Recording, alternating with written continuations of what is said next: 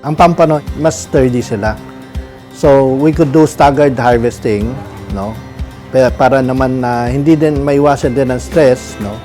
We try to contain them by corralling yung mga isda, no? Ibig sabihin, ilalatag natin yung net, no? Iharang natin to a certain portion, tapos dahan-dahan hanguin yan.